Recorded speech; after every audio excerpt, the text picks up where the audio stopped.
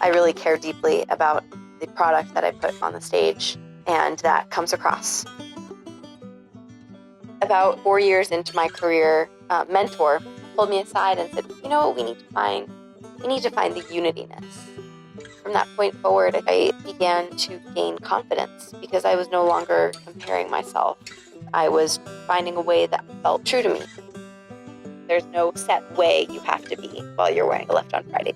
There's a really good mix between power and vulnerability. I feel athletic and strong, but I also feel like I can do a beautiful, slow pas de deux.